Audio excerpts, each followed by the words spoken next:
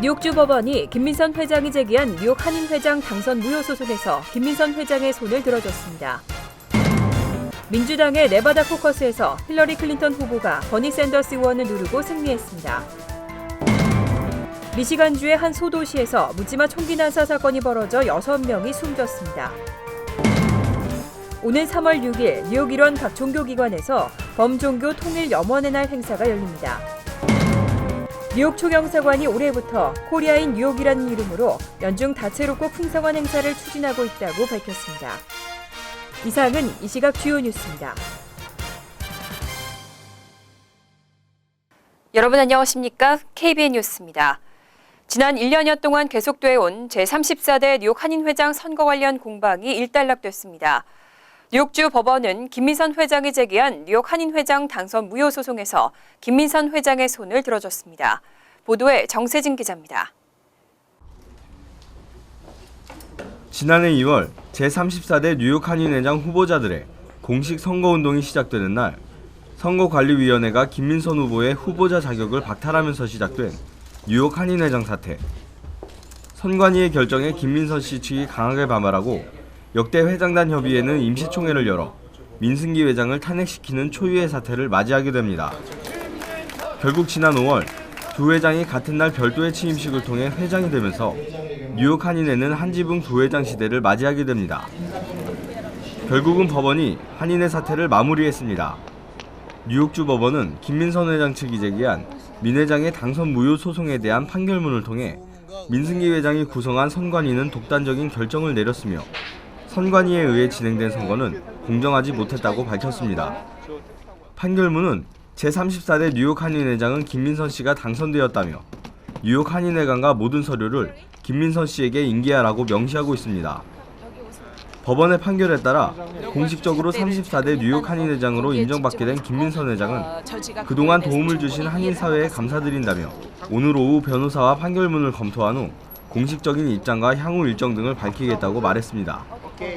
KBN 뉴스 정세진입니다. 법원의 이와 같은 결정에 민승기 회장 측은 즉각 항소 의사를 밝혔습니다. 법원이 민 회장 측의 항소와 1심 판결에 대한 효력 정지를 받아들일 경우 뉴욕 한인회 사태는 이어지게 됩니다.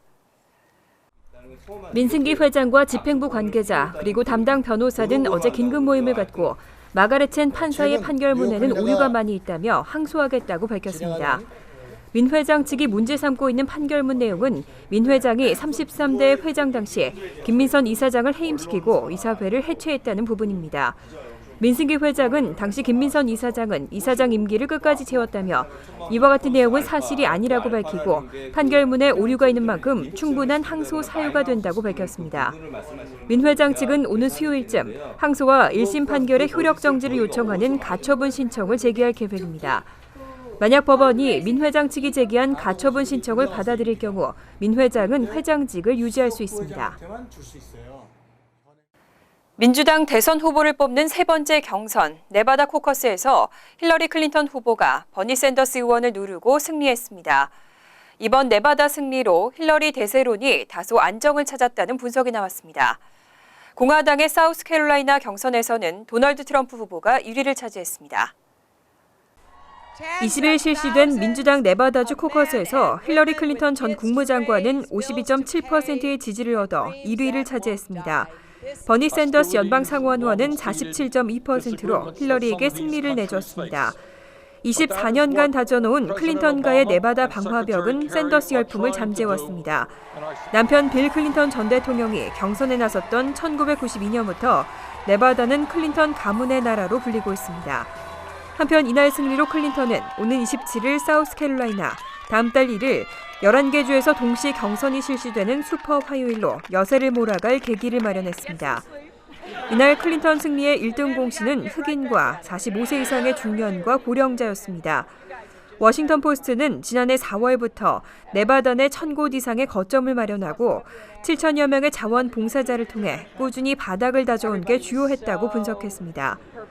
한편 공화당에서는 도널드 트럼프가 사우스캐롤라이나주 프라이머리에서 32.5%로 22.5%를 얻은 마르코 루비오 연방 상원 의원과 22.3%를 얻은 테드 크루즈 연방 상원 의원을 여유 있게 따돌렸습니다. 미시간주의 한 소도시에서 또 묻지마 총기 난사 사건이 벌어졌습니다.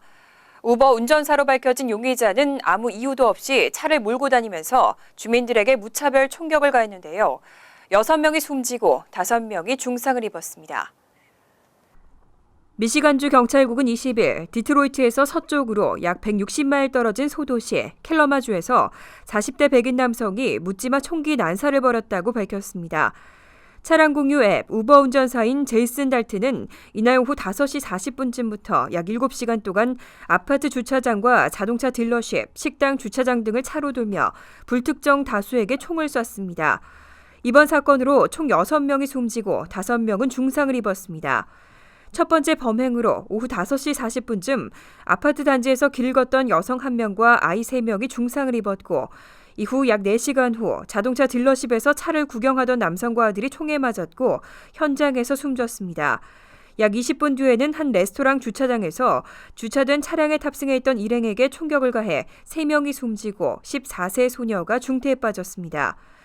경찰은 전과도 없었던 달튼이 우버 운전사 등록 시 아무 문제 없이 신원조회를 통과했고 체포 당시에도 저항하지 않았다고 밝혔습니다.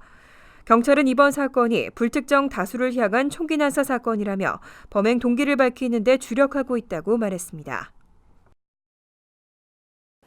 제20대 총선의 선거구 획정이 2달째 해법을 찾지 못하고 있습니다. 결국 한국중앙선거관리위원회는 선거구 획정과 상관없이 당초 일정대로 24일부터 재외국민 선거인 명부 작성을 시작하기로 결정했습니다. 한국중앙선관위 관계자는 선거구가 무효인 상황이지만 획정을 마냥 기다릴 수만은 없다며 일단 기존 선거구를 기준으로 24일부터 재외국민 선거인 명부를 작성할 것이라고 밝혔습니다. 추후 선거구가 획정되면 해당 지역을 수정하고 완성하는 방식으로 보완하면 된다고 덧붙였습니다. 선관위는 선거구 획정이 이루어지지 않을 경우 재외 선거인 명부 작성을 미룰 수밖에 없다며 우려를 나타낸 바 있습니다. 하지만 2012년 19대 총선의 전례를 참고해 선거구 획정과 상관없이 선거인 명부 작성에 나서기로 결정한 것으로 보입니다. 당시 선관위는 19대 총선을 49일 남긴 2012년 2월 22일부터 3월 2일까지를 재외국민 선거인 명부 작성 기간으로 정했습니다. 하지만 이때도 선거구 획정은 같은 해 2월 27일에서야 결정됐고 획정 여부와 관계없이 일정대로 진행된 바 있습니다. 뉴욕주에서 푸드 스탬프로는 일부 스테이크나 랍스터 등 이른바 럭셔리 푸드를 구매할 수 없도록 하는 법안이 상정됐습니다. 설탕 음료와 정크푸드 구매도 금지하면서 건강한 식품의 구매를 유도하겠다는 취지라는데요. 터무니없는 법안이라는 비난이 나오고 있습니다. 공화당의 패티 리치 주 상원 의원은 지난 17일 연방정부의 예산으로 지원하는 푸드 스탬프 혜택에서 고급 식품으로 분류되는 식품 구매를 제한하도록 하는 법안을 의회에 상정했습니다. 저소득층을 대상으로 식료품 구입비를 지원해주는 EBT 카드를 이용해 랍스터나 일부 스테이크 등 고급 식품으로 분류되는 음식은 구매할 수 없도록 하는 내용입니다. 주 사회복지국 산하 임시장애보조실이 럭셔리 푸드 아이템으로 분류한 식료품은 구매할 수 없고 조세재정국이 규정한 비과세 식료품만 구매할 수 있도록 한 것입니다. 이외에도 에너지 드링크로 알려진 강장음료나 설탕음료, 영양가 없는 식료품과 정크푸드도 구매하지 못하도록 했습니다. 리치 의원은 비만 문제가 심각한 요즘 저소득층이 건강한 음식을 구매하도록 유도하기 위한 취지라고 밝혔습니다. 이에 대해 저소득층 지원단체 보컬뉴욕 측은 터무니없는 법안이라며 저소득층이 세금으로 스테이크나 랍스터를 산다는 부정적인 인상을 부각시키려는 공화당의 계략이라고 반발했습니다. 오는 3월 6일 뉴욕 일원 각 종교기관에서 범종교 통일염원의 날 행사가 열립니다. 기독교와 불교 등 각 종교단체들이 예배나 강론 등 여러 가지 형태로 통일을 염원하는 시간을 가질 계획입니다. 민주평화통일자문회의 뉴욕협의회, 뉴욕 한인교회협의회와 미주 한인여성목회자협회, 뉴욕 한인목사회, 또 대한불교 조계종 미동부 해외특별교구와 미주동부 원불교 교구 관계자 등은 19일 플러싱에서 기자회견을 열었습니다. 이들은 뉴욕 일원 동포들에게 통일에 대한 공감대를 형성시키기 위해서 오는 3월 6일 범종교, 초교파적인 통일 염원주일 행사를 열 계획이라고 밝혔습니다. 뉴욕 평통은 지난 2013년부터 3월 첫째 주일에 통일 염원의 날 행사를 열어왔고 2014년부터는 행사가 전국적으로 확대됐습니다.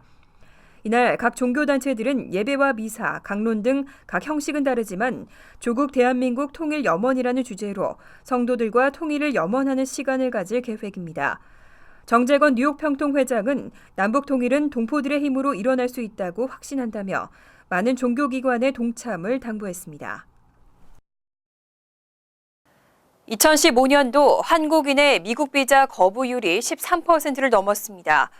2014년과 비교하면 많이 떨어졌지만 4년째 여전히 두 자릿수에 머물고 있습니다.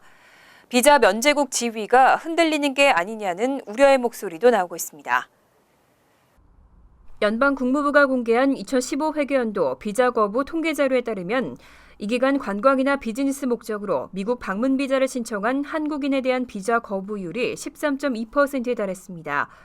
지난해와 비교하면 8%포인트가량 떨어졌지만 2008년 말부터 시작된 한미 비자 면제 프로그램 시행 이전보다는 무려 10%포인트가량 높았습니다.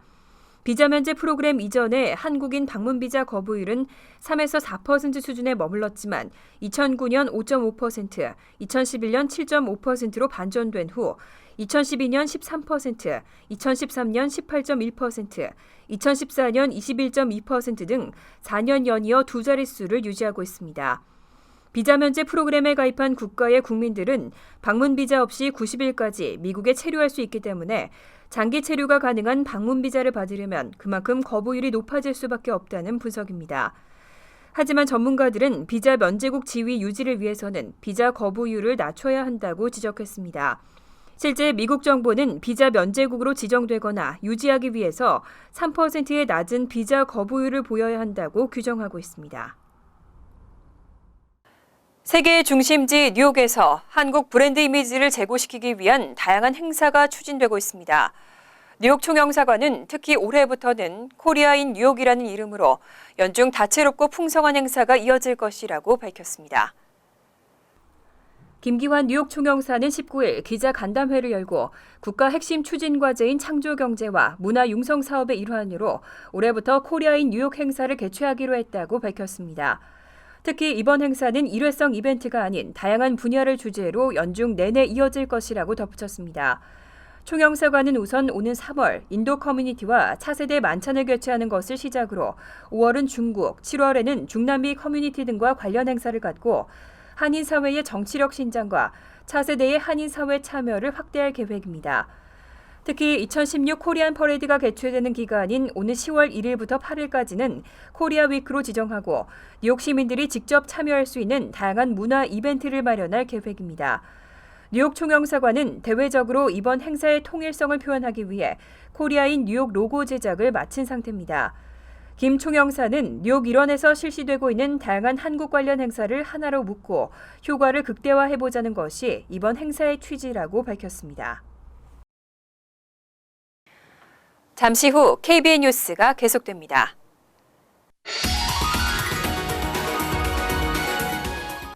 이어서 LA 지역 한인사회 소식입니다. UC 버클리 대학 캠퍼스에서 아시안 여대생만을 노린 성추행범이 활개를 치고 있습니다. 경찰이 각별한 주의를 당부하고 수사에 나섰습니다.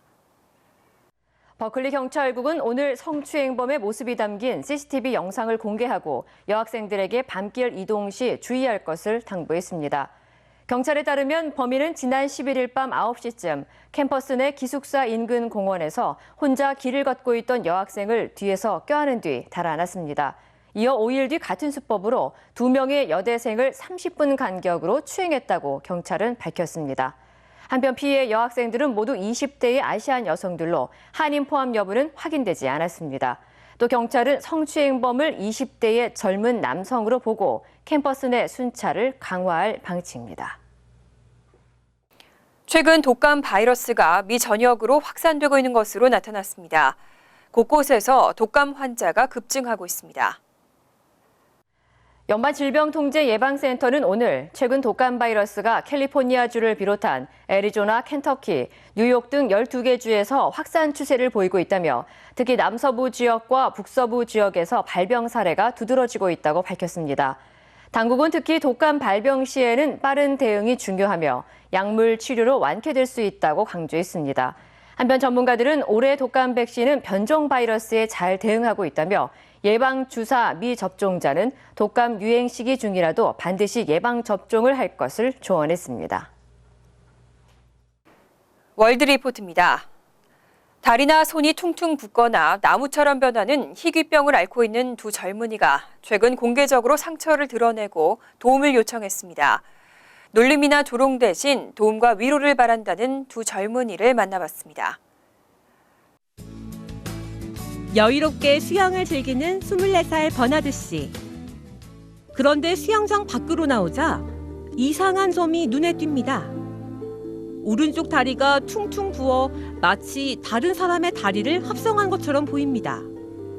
그녀의 오른쪽 다리에는 정상보다 3리터나 많은 체액이 들어 있습니다. 체액을 순환시켜주는 림프계 이상으로 체액이 비정상적으로 축적되는 림프 부종을 앓고 있는 겁니다. It may have happened during puberty and my lymph nodes didn't grow, or I could have injured it in some way, and this is a side effect of that injury. 이 사실을 처음 한 게 15살 때였습니다. 한창 예민한 시기에 다리가 빵빵한 타이어 같다는 놀림까지 받은 그녀는 결국 죽을 결심까지 했습니다. I had wrote a suicide letter to my dad and had him meet me in the parking lot and told him I was done and I was just going to end it at that point. 아버지의 설득에 잘못된 결심은 접었지만 다리를 꽁꽁 싸맨 채 숨기고 살았습니다. 남자친구조차 처음 6달 동안은 이 사실을 까맣게 몰랐을 정도였습니다. I never noticed it because she kept it very hidden. She was very careful. A lot of closed doors, lights off, that kind of thing. 그러던 그녀가 이제 활짝 웃는 표정으로 다리를 드러내기 시작했습니다. 림프 부종 환자들을 대표해 이 병에 대한 관심을 일깨우고 도움과 위로를 받기 위해 나선 겁니다. I would love to do it more if it will raise awareness. After opening up, I mean, it's just taken this weight off my shoulders and I just feel so much better about my life and I feel happier. 제대로 된 손가락을 찾기 힘들 정도로 손이 기이한 모습으로 변했습니다. 얼마 전부터는 발까지 비슷하게 변해가고 있습니다. 손에서 나무가 자란 것처럼 보여 트리맨으로 불리는 방글라데시의 청년입니다.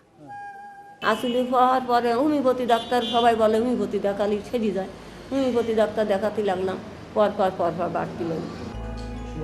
전 세계에서 서너 명밖에 확인되지 않았을 정도로 희귀한 유전성 피부병인데 최근 국제적인 이슈가 되면서 치료를 받을 수 있게 됐습니다. 방글라데시 정부와 대학병원이 전폭적인 지원을 약속한 겁니다. এবং তাকে সম্পূর্ণ নিরোগ করে আমরা যেন আল্লাহর রহমে তার গ্রাম পাঠিয়ে দিতে পারি এবং তাকে যেন আর নতুন জীবন আমরা দিতে পারি. 수술만 몇 달에 걸쳐 받아야 하고 결과도 장담할 수 없지만 부디 완치에 성공해 난치병 환자들의 희망이 되길 바란다는 응원의 목소리가 쏟아지고 있습니다. 간추린 소식입니다. 23일 열리는 뉴저지주 펠팍타운의회 원래회의에서 벤자민 라모스 경찰서장에 대한 징계 여부가 논의될 예정입니다. 레코드는 지난해 11월 펠팍경찰서 맷 핑크 경위가 라모스 서장이 자신을 괴롭힌다며 타운 정부에 제출한 $1,000만 손해배상 청구 소송 의향서와 이번 징계 논의가 연관이 있다고 보도했습니다. 하지만 제임스 로튼도 시장과 마이클 폴로타 위원장 간의 정치 대립과 관계가 있다는 주장도 제기되고 있습니다. 연방공정거래위원회는 적법한 졸업장을 발급하는 것처럼 소비자들을 속인 뒤 135에서 $349의 부당 수수료를 받은 스태핑 스톤즈 디벨롭먼트와 캐피털 네트워크 디스턴스 러닝 프로그램 등 두 업체를 연방법원에 고발 조치했다고 밝혔습니다. 이들 업체는 빠르게 고교 졸업장을 취득할 수 있다거나 시험만 보면 된다는 등의 수법으로 소비자를 현혹한 것으로 드러났습니다. 뉴저지 연방학자금 보조 신청이 지난 1일부터 시작됐습니다. 뉴저지 고등교육학생지원국은 온 오프라인상으로 오는 5월까지 연방학자금 보조 신청서 작성을 무료로 도와주기로 했습니다. 학부모와 학생의 소셜 시큐리티 번호와 운전면허증, 세금 보고 서류와 W2 등이 필요하고 수혜자 선정 원칙은 선착순이기 때문에 가급적 빨리 신청할 것이 당부되고 있습니다. 퀸즈 아스토리아팍 인근 강변도로가 양방향 자전거 도로로 개발됩니다. 지역 제1주민위원회는 16일 뉴욕시 교통국이 제안한 쇼어블러바드 자전거 도로 개발 계획을 승인했습니다. 현재 아스토리아팍 인근 쇼어블러바드 자전거 도로 한 차선을 20번가에서 오이트 애비뉴까지 늘리고 왕복 2차선 자전거 도로를 만든다는 계획입니다. 주민들은 환영하는 입장을 보이고 있습니다. 환율과 증권 소식입니다.